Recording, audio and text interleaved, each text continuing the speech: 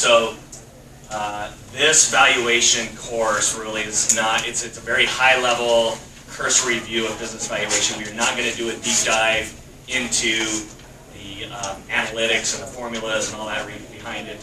Primarily I'm going to put my business broker hat on, not my business appraiser hat on. And so we'll talk about how you recast financials, market comparables, industry rules of thumb, and all that. So is there anyone here that is a business appraiser by trade? I would kindly ask that you leave. No, I'm just joking. Good. So we get asked a lot, what is the best return on my investment? Knowledge. So here you are. Thank you for coming. 2% business owners actually know what the value of their business is. Most people have a big guess of some kind. Their accountant said it's 1 times revenue or something, some industry rule of thumb. And we'll talk about how industry rules of thumb are quite dangerous. But valuation is as much of an art as it is a science, for sure. We'll talk about that as well. And so you, as a business appraiser, you are paying someone for an educated opinion of value. It's someone's opinion based on all kinds of data inputs.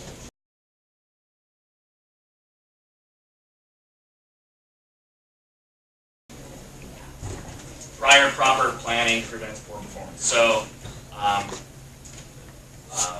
again, putting our business broker hat on, if you will, to the degree that we can plan ahead and we can maximize the financials, we can put systems in place, make the owner not the secret sauce of the company, you know, all of those impact value a lot.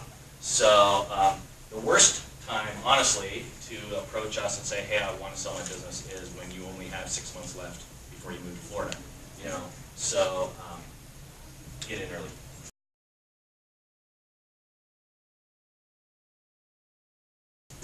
There are all kinds of reasons why you have a business valuation. Yes, I do. We, obviously, for acquisition purposes, gift and estate tax planning, IRS audit, partnership dispute, divorce, strike price for key man life, ESOP plans, and each of these have different levels of valuation that you can order, anywhere from a basic opinion of value report or a key indicator report all the way up to a very exhaustive comprehensive appraisal or a 409A report, for instance, if it's for IRS audit, whatever. So you can also use valuation just for operational standpoint, just for planning purposes, for driving your business. For instance, financial planners, when I talk to them, if you want to retire in 10 years and you need to know, you want to retire with $5 million in the bank, you need to know, well, what is the value of your business now? What's the value of your net worth now? So that you can get there. So establishing a strike price on your value of your company early on helps you to determine what you need to do to get to your end result. Again, it's an art, right? As much as it is a science. So all of these factors impact value. Quality of financial statements is huge. We'll talk about that. Oh, oops, my pointer. Industry. If it's a restaurant, that's a totally different valuation and a totally different process than if you are a niche IT systems admin company, for instance. You know, supply chain, financial strengths and growth trends, location, ease of operations, product mix. I'll spare you all those, but all of those are factors that we kind of have to review through kind of a Q&A process of determining what is it that we're actually looking at, and then making a lot of judgment calls. We do not want to put all of our eggs in any one basket, for instance, because it may be the wrong basket. And so another reason why all these are good data points for us to consider is because we want to make sure that we have as broad an opinion made as possible. There are, what are we solving for? Is probably the best way to say it. Asset value is nothing more than the sum total of your tangible assets. Your furniture, your fixtures, your equipment, your inventory. The equity value is the value loosely defined. It's the value of your corporation. Eric Payne Inc. Sells, I sell the corporation, Eric Payne Inc. to another entity. That would be equity value. So not only are we recasting the profit and loss statement and all that, but we're looking at the balance sheet. So what's being sold is also the current assets and the receivables and payables and long-term liabilities and all that. You get all that. Enterprise value, again, very loosely defined, is Kevin Inc. buys the business rights and tangible assets of Eric Payne Inc. And so he's getting a new, fresh balance sheet, basically, is probably the best way to say that.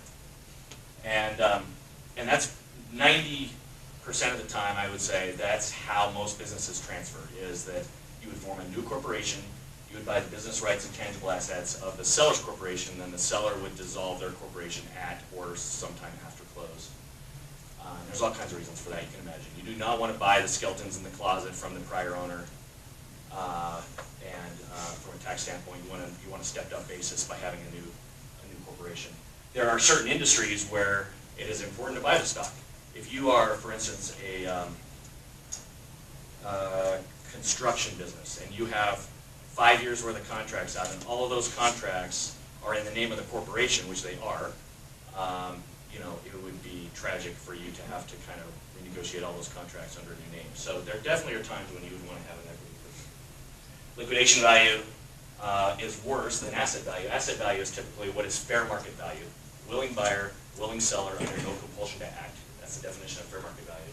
Liquidation value says this stuff has to go away in 90 days or less, for instance. And so obviously orderly liquidation and forced liquidation value are way less than fair market value.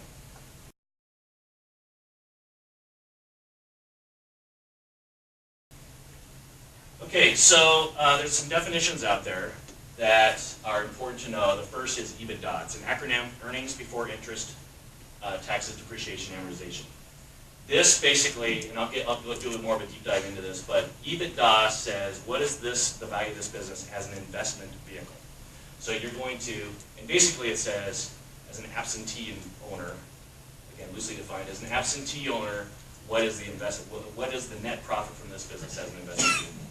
So earnings would be net profit off the bottom line down here, and then before interest. So we would pull out interest, we'd pull out depreciation, we pull out amortization. We do not pull out then compensation of officers, although we will normalize. Probably a good time to talk about this. In this recasting process, then we need to normalize everything back to fair rates, fair rent, fair compensation of owners. Some businesses have 5 working owners. Some businesses are fully absentee. And so, and some owners pay wages, W-2 wages. Some owners just take distributions off the bottom line.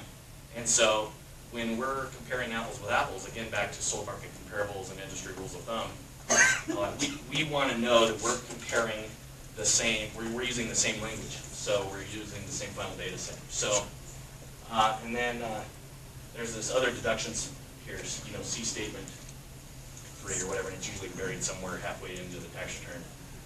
And we'll show that too. Oh, I think I did show that actually. That's this right here. That's this page, other deductions. That's really where, in a tax return compared to a profit and loss statement, profit and loss statements itemize a lot more of the expenses, and so you can review and see meals, entertainment, travel, and all kinds of maybe personal discretionary expenses that might be added back. And so instead of, you know, when we look at this other deductions and it's just a really big number, we need to say, well, you know, where are these numbers coming from? So that's the other page. So this is the recasting exercise. Now, owner's discretionary earnings, adjusted net profit. There's a lot of different terms that are out there. The difference between discretionary earnings is it would be what would one full-time working owner generate in total compensation if they were to buy and run this business. So if I buy this business as a working owner, what is my true compensation, including my own personal income? So you can imagine, I'm the first to admit that most small business owners run all kinds of craziness through their business. They pull out meals, entertainment, personal auto, personal travel, trips to Cancun. They build a deck on the back of their house and they run it through the business. And that's their choice, right? If we can find it, if we can find it in the tax return, or if we can find it in P&Ls, we can use it. That's kind of a gray area, obviously, but if we can find it, we can add it back, and that's part of this add back process. Again, we're trying, and then compensation of officers. We really need to ask that question. So what is compensation of officers? If there's $200,000 in there, is that 3 working owners? Is that 2 working owners? Is it 1? And then we have to normalize that. So typically what we do is we'd add back all compensation of officers from that line item on the tax return, and then we would adjust back in as a negative. We would expense back in any wages. So let's say it's a husband and wife team that own a business, and they're both showing up in compensation of officers. So then I have to say, okay, when I buy this business, you both go away. I need to replace one of you with a FTE, full-time equivalent. You know, what would be the wage to replace one of you? And so then we would add that back as an expense in something here somewhere. Same with rent. Some business owners also own the real estate, so sometimes normalized rent needs to be adjusted. Sometimes they don't pay themselves rent at all, so we put a new rent expense in there. Sometimes, but sometimes the rent is way more than what fair market rent would be, so we would add back some of the rent. And so again, what we're trying to solve for, I mean, and look at the amount of the adjustments that are here. You know, this is an HVAC company, $2 million in revenue. There's 10% of total revenue is added back as discretionary expenses. You add that to the bottom line of the net profit, and that's where you get this number. This is the owner's discretionary cash flow. So then we want to, especially those businesses that have a lot of seasonality or that are cyclical. Every 5 years they're up, down, whatever. We want to normalize that as well. So we look at a snapshot over multiple years. This was, but we want to do a weighted average over multiple years in some cases, not in all cases. And again, it's who's asking. If it's for what is the purpose of the valuation, kind of changes this a little bit too. But if there are, this is there's a bit of a swing, right? They're down in their most current year. They were way up in 2016. And so we have to ask those questions as well. Well, what happened? Why are you down $200,000? Oh, well, the city shut down our street for 6 months. And so, well, okay, well, that's a one-time event. That's anomaly, right? So in that case, then we would put a much smaller weight to that year and put more weight to that. So again, what we're trying to do is we're trying to normalize everything back to reality. And then we have to convince a buyer that we made the right judgment call. Or we have to convince the SBA and the banks, whoever is asking, what they're going to ask. Why did you make these judgment calls? And so we have to have a good justification, obviously, for why those decisions were made. But you can see these are all judgment calls. I can do whatever I want. I can put 100% weight to 2015. But then someone's going to ask, and they're going to say, hold on, aren't you steering the valuation a little bit? And so, no, I mean, well, yes. I mean, so we would need to make sure that there's no steering involved. I mean, the business valuation should be a non-biased, arm's-length, objective opinion of value. There should be no steering involved.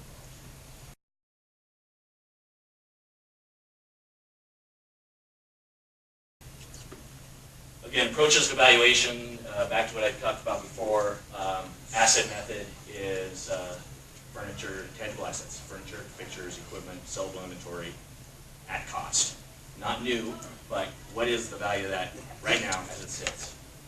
You can get a certified equipment appraisal, which you itemize all the equipment, make, model, age, serial number, condition of each item. You go look for comps.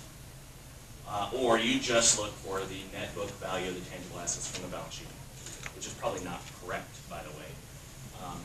If you're looking at asset method as the primary, okay, so here's the other thing too. Highest value wins, right? So if the value of the tangible assets is a trickle of what the value of the business is as an ongoing concern, then it honestly, it doesn't really, loosely defined, it doesn't really matter. Whatever assets are required in that industry to run that business, to generate those revenues and those earnings, it kind of is what it is. Now banking, they care. And depending on the industry, some have high capex. You have to continue to buy more equipment, sell more equipment, depreciate more equipment, whatever. But in general, if the business as an ongoing concern is worth more than the value of the tangible assets, then we certainly would not use this as a method. we would show it.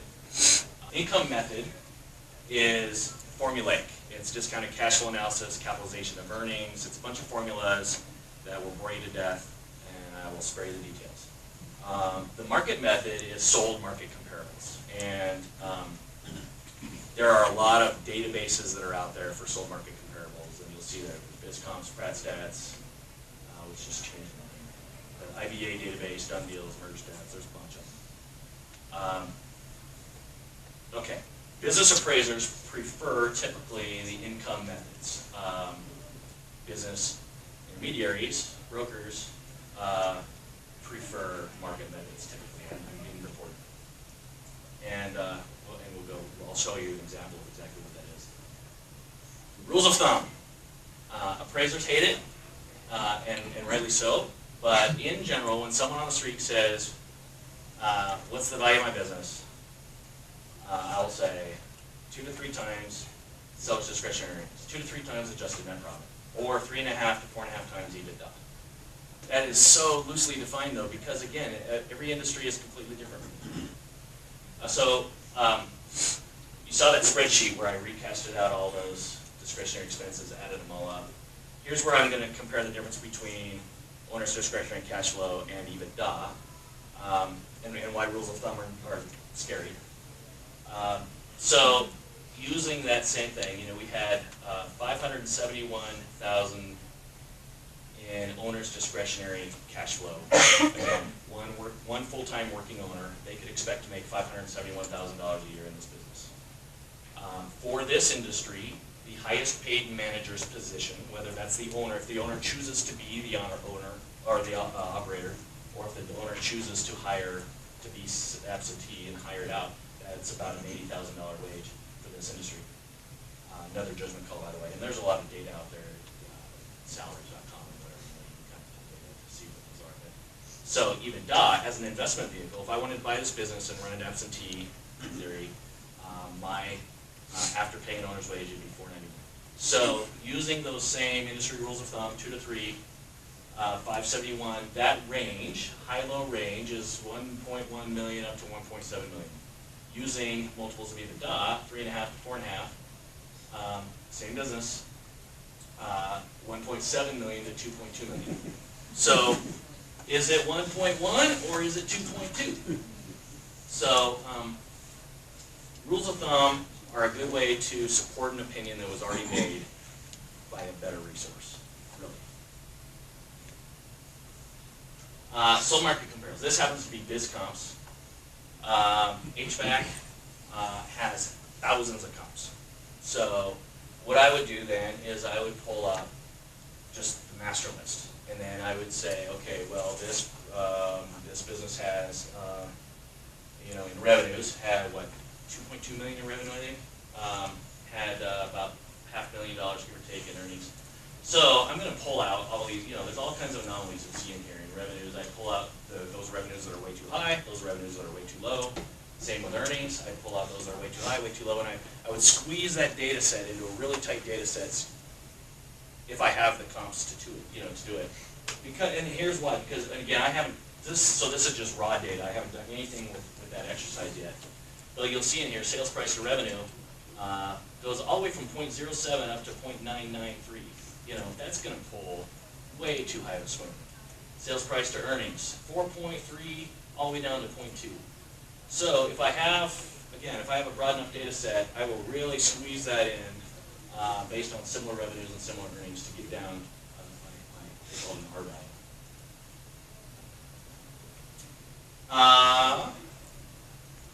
Yeah, busted right through that in a hurry, but size matters. So, again, very, very, very loosely defined. EBITDA, if you have a business that has $50,000 in EBITDA, very small business, again, this is industry agnostic, whatever else, but in general, you're going to have a 1x EBITDA if you're just buying a job and not even a good job,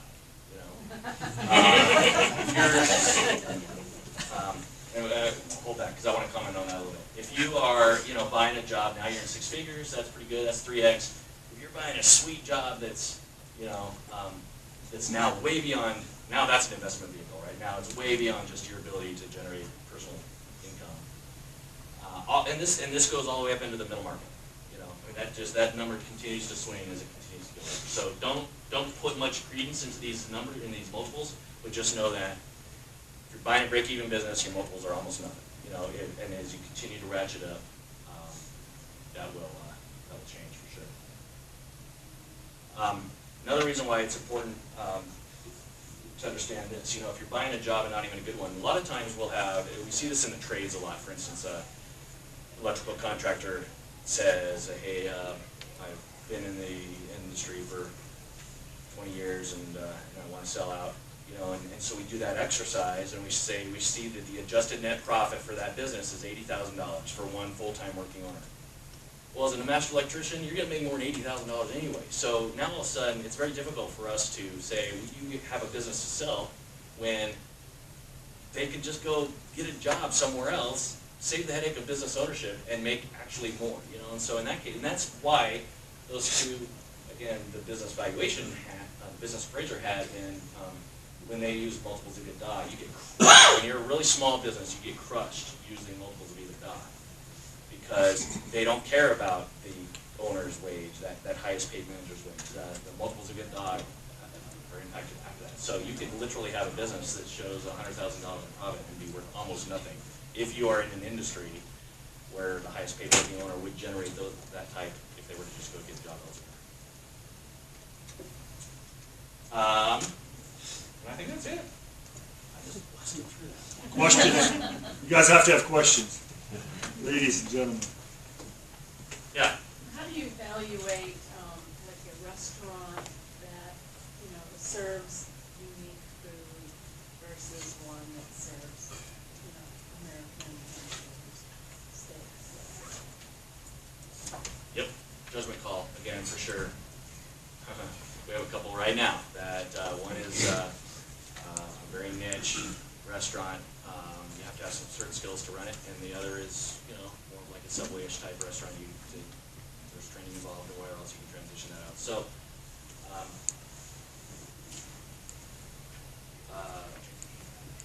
we just have to think through that. Who is the buyer pool, and where is that buyer pool coming from, and what level of training does that buyer pool have to have? And so we have to have those hard conversations with business owners to say, you got a needle in a haystack type of a business here, and it's going to be very hard to sell. So one, we have to set expectations around it's going to be long. It could possibly be a lot longer sales cycle to find that buyer. And then, sorry that your valuation is lower as well, for sure. Yes. Can you talk a little bit, if you have good information about Key-Man and about prepping your business? Yep. So, and I commented on that in the introduction this morning, but if we have time to work with a business owner, always we say there are certain factors that impact value, and that is, do not be the secret sauce to your own company.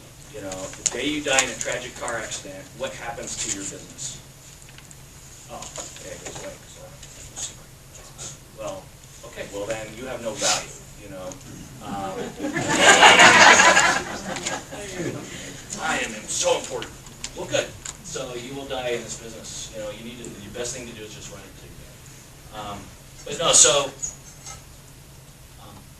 now those businesses are sellable. It just means that if you are desperate to sell right now and you are the secret sauce, then there's going to be a longer training and transition period. Means that you're gonna stick around for 6 months to a year to 2 years to 3 years, you know, whatever, depending on. And that's industry specific as well. Some industries you do kind of have to stick around for a while. There will be a very long training and transition process, and then other industries are pretty simple to run, and we'll give you a little bit of training, and here's the keys, and that's it. So. Eric, explain the process when a buyer comes in. Explain that process from. They come in and say, hey, I want a valuation, I want to sell my business. To do so. Well, let me first start with saying, because we get asked this a lot, as you can imagine, we have now entered the largest tsunami of transfer of wealth in the history of the planet as baby boomers age out. And we're in that already. We've been in that for 10 years. But it's just going to continue, and it's going to get even more so. So most of this, like 90+% of all the businesses that we market, are baby boomers that have great companies, and they've ran them well, but they would just want their life back, you know? And also, they're paperweights. That's my term, thank you. Paperweights mean that you have a very big net worth wrapped up into one big asset. It's your business. And so, spouse wants a new Mercedes and wants a condo in Scottsdale and wants to, you know, the quality of their life based on their high net worth, but they have no liquidity at all. So you have to sell all or part. I won't even go down there a little bit, but business brokerage, we would sell all of it. Private equity, private investment group, which we focus on as well. You know, you could actually buy, you could sell 60% of your company. That's actually, we love that stuff. You sell 60% of your company, stay on, don't work 60 hours anymore. Now you work 30 hours or 40 hours, and then you help us transition that company over multiple years. And then you're liquid, and we have time to find your replacement and do a very soft transition. So anyway. But the process in general is that a business owner would come in and they would say, hey, we want to sell, and I would say, okay, great. Bring your financials with you. Here's a questionnaire to fill out, and that questionnaire answers a lot of those questions that I mentioned, you know, how many years in business, how many employees, product mix, client mix. Some businesses, you know, have 80% saturation into one client, you know. So that's another thing we counsel on. You should probably try to create more diversity in your client mix. So then we would do that. We would look at all their financials, we would do all the recasting, and we would come up with at least a value range to start. And we would say, okay, your business is worth somewhere between $500,000 and $650,000. And they would say, ain't no way. My accountant said it's worth $1 million. And so we'll say, well, but, you know, and so Kevin, my partner, when we first started doing business together, he's like, I can't believe you just said that. And they're hugging you and they're shaking your hand on the way out. You know, how did you pull that off? And it's like, well, but we can support our opinion, you know. So no, it's not worth $1 million. It never will be. And no, and so, you know, if we then get to a point where we say, hey, this is the value range, and anything within this number should be seriously considered. If they say, I could live with that, then we take it on as a listing. You want to go through the whole process? Just quickly, yeah. So I have a question about that. Okay. Really quick. Yeah. So in the initial consultation, you know, somebody comes to you 2 years in advance and saying, you know, I'm looking to do this and have this done in 2021 or whatever. What is the biggest piece of financial advice you give them? You know, if you're preparing for that process, preparing for that transition, and you look at their books and what's ultimately the biggest advice that you give them to prepare for that? Nathan is a lender, so I totally just... So he's a pain in our butt, You to just be truthful. So,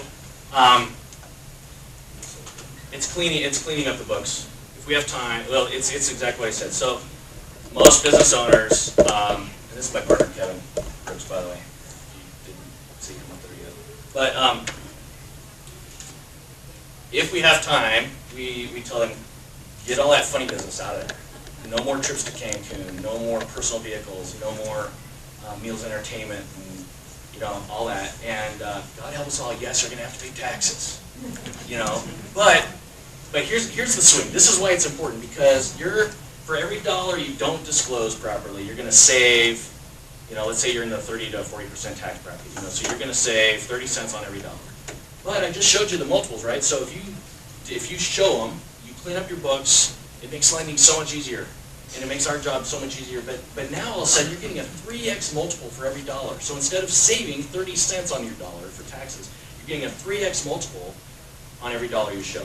So it's obvious, you know. So yeah, for at least the last couple of years, if you're thinking about selling, get all that funny business out, and don't be the secret sauce. Raise up another level of leadership. Put systems in place. Put redundancies in place. Document everything.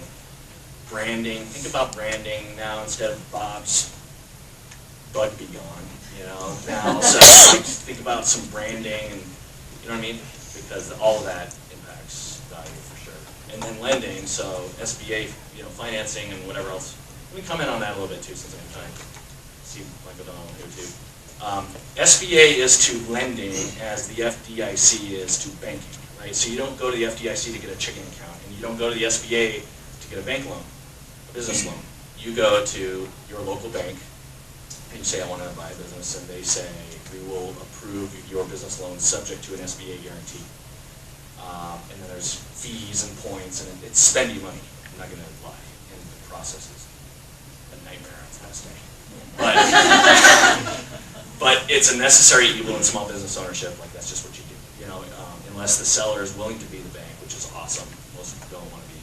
Sometimes the SBA requires, or the bank requires, some kind of a seller carry back, kind of small chunk on the back side of that as part of that SBA loan approval process. But where's it going? I don't know.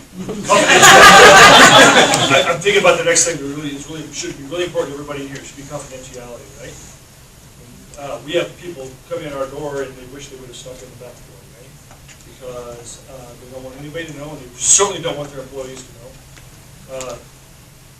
And so talk about that and how it kind of works, and So when we take how we get to a point where it's no longer even an option. It is out there. Yeah. Well, if you're again, depending on the industry, if you are one of 3 in Western Colorado in that niche vertical market and you want to sell your business, it's going to be very difficult for us to continue to market it without some understanding of, hey, you got to get the word out a little bit, you know. But that's how it goes all the time. Hey, I want to sell my business in 3 months or less, but I don't want anyone to know about it. So our process is to set expectations around to the owner around what we can and can't do, and then we market it. If it's a really large business, well, if it's a we call it Main Street business. If it's a most small to mid-sized businesses, we would post it to a lot of internet-related websites, bizbuysell.com, businessbroker.net, businessforsale.com, Marketplace, you know, all those. And anymore, if a buyer wants to buy a business, they'll go do a Google search and they'll either find our website or they'll find one of those websites that are out there. And then they'll scroll and they'll see all these businesses and they'll say, hey, I want information on this one, and they'll send us a request. We'll immediately reply back and say, hey, thank you for your inquiry. For us to provide any additional information, we need to get a buyer profile and a non-disclosure statement. Go to our website, fill out this information online, hit submit. So then we have all their contact info from a buyer standpoint. We have their contact info, a summary of their background, their financial information, and they have signed an NDA, non-disclosure agreement. So we've qualified them financially. We know that we're not talking to somebody who's got $50,000 to buy $1 million. Yeah, and yeah, exactly. If they can't qualify financially, there's no reason to disclose even approve it. So that's part of that dialogue process. And we have had people contact us that pretty quickly figure out it's a competitor trying to get some information. And we can, we vet that out pretty quickly. And when we take it to market, we're going to sell the sizzle and not the steak, right? So we're not going to say, there's been a lot of press on this, so I'm just going to say, it'll be Easter. No, that's fine. It's been in the newspaper. Ron and Brunella are awesome, and they want it gone, and for a lot of reasons why, and it's successful. So anyway, good example. Like most cases, we would not say it'll be Easter for sale. We would be able to say, like you had said about the restaurant, like successful high-end restaurant on the best corner in town. No, we wouldn't even be able to say that. We would have to say great restaurant opportunity So anyway, you know where we're going. Like, we have to be sensitive to confidentiality when we go post it out to the world. And then once we have that NDA in place, then we can send them, we call it a memorandum, which shows a lot of that, the background information, financial information. We always do a video tour of the business and of the seller. Probably 60% of buyers that we work with are coming from outside of Western Colorado. They want our lifestyle, but you either need to get a job in the city or buy a job. Like I'm being somewhat facetious, but so we're getting a lot of that. Buyers are finding us, finding our listings, and they want to buy a job. They want to come here, and the best way to do that is to buy a business. So if you are living in Miami and you want, if information about this business. By the time you see our memorandum, you see the financial information, you see this video, which literally is with a camera here. We just dialogue with the owner about the same questions that if I were a buyer, what would I want to know? Now they call up and they say, hey, I love it, what's next? Well, now hop on a plane and come out, or put in an offer subject to all kinds of contingencies, subject to coming out, subject to lender financing, subject to transfer lease, all that stuff. But, so that would be the problem. And it's a bit of a dance. We post it to the internet. It's very generic, very vague. They reply back. We say, hey, send us more information. They send us more information. We send them more information. Not all the financials, but a recast of the financials. You know what I mean? So it's like we just don't do a data dump and disclose every detail of the business. So do you a lot of times work with a realtor if there's real estate involved, and does your fee structure work similar to what a realtor does? Or are you brokering and selling that business? We are actually licensed real estate agents as well. Okay. Are you required, so kill the myth, business brokers are not obligated to have a real estate license if there's no real estate involved? The real estate commission says that if you negotiate leases or you sell real estate, you need to have a real estate license. There are gobs, it's great though because there are gobs of business intermediaries in this state. Colorado's one of 8, I think, states that don't. You can get away with it with securities licenses and whatever else, or you can say we are a finder, we're not a broker. We find the buyer on behalf of the seller, and then the seller negotiates. And by the way, we're not negotiating leases anyway. I mean, we're licensed real estate agents, but Yeah, there's leasehold improvements in a business. we say right? go call, You can't be go talk to the broke with that landlord. if you don't have a lot, if you don't have a lot of real estate. Yeah. So some people can do it, but you're really in a gray area as a business broker. So some states require it, and some don't.